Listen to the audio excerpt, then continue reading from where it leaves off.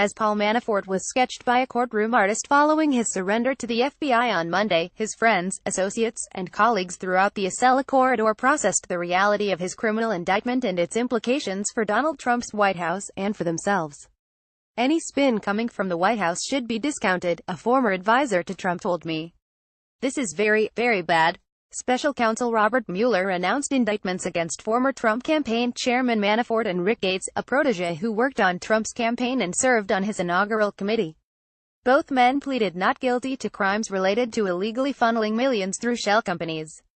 Additionally, and potentially worse for the White House, Mueller indicted George Papadopoulos, a foreign policy advisor to the campaign. Papadopoulos pleaded guilty to lying to the FBI about his contact with a Kremlin-connected professor. Reactions among several of Manafort's allies interviewed by New York ranged from selfish relief in schadenfreude, to frustration with Mueller and an investigation many in the president's orbit consider a witch hunt, to concern about what it means for the already hobbling Republican legislative agenda and for the survival of the Trump presidency itself. All spoke on the condition of anonymity. Trump's at 33 today in Gallup, the former advisor said, referring to the president's approval rating. He's gonna be in the 20s soon. From there, the former advisor began to list a spiraling series of events if they don't pass tax reform, if the indictments keep coming, they get killed in the midterms, or even if they don't get killed in the midterms. I don't know, they paused. I think we could be looking at a Nixon situation. Papadopoulos has become a particular challenge for the White House, they acknowledged, because his indictment and guilty plea make it impossible to insist with any credibility that Mueller isn't building a case for collusion, as the president did, earlier Monday in a tweet. They expected the Manafort stuff, but what they didn't expect was something directly tied to the campaign, the advisor said. This is not going anywhere anytime soon. The president's attorney Ty Cobb saying this investigation's gonna be over by the end of the year. That's not happening now. Part of the problem for the president now, as this former advisor sees it, is who's in his inner circle. Look, he's surrounded by people who hate him, they said.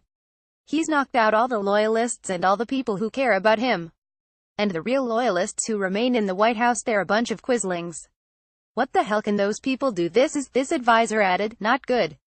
Another former advisor claims to have spoken with Manafort about 3 weeks ago, by which point he already knew he was about to be indicted.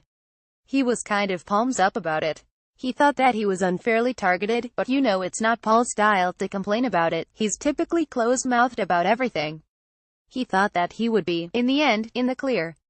The former advisor added that Manafort knew the road ahead would be difficult and it's going to cost a lot of money, but he gave the impression that he was up for it. This is in line with what Roger Stone, yet another former Trump advisor and longtime Manafort associate, told me in late September. Mueller, he said then, would indict Manafort for something he guessed would be phony, and then use it as leverage to force Manafort to turn on the president. He's not gonna do that, Stone said then. He added that had recently spoken to Manafort, who sounded surprisingly good. The second former advisor said the problem for Manafort is the president's innocence. There's nothing to flip on. That's the deep and abiding issue and disconnect, that there is nothing to say. There's no Russian collusion. What Mueller has is the allegations of financial crimes of Paul Manafort. He wants to leverage that information to get something, but he's not going to because it doesn't exist, and that puts Paul and Rick in a pretty bad spot, because they've got nothing to give. More indictments, everyone with a clue knows, are forthcoming. Nobody's under any illusion that these are the last ones, the former advisor said.